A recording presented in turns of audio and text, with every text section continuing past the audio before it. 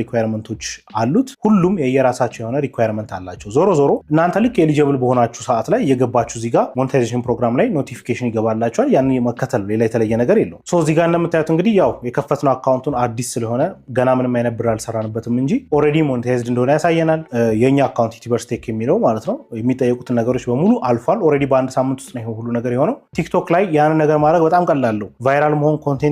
ኮንቴንታችሁ በደንብ ቫይራል ሊወጣ ማድረግ ቲክቶክ ላይ ያን ያህል ከባድ ነገር አይደለም እንደምታዩት ሁሉም ሞኔታይዜሽን ፕሮግራሞች ክፍት ናቸው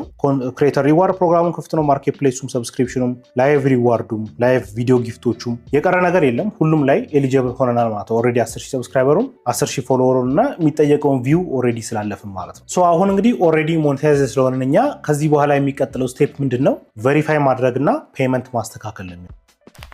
ምንም ቀላል ነገሮች ናቸው ኮምፕሊኬትድ ነገሮች አይደሉም ግን ምናልባት ግራም ያጋቡ ነገሮች ሊኖሩ ስለሚችሉ ስፔሻሊ ቬሪፊኬሽን ላይ ስቴፑን ላሳያ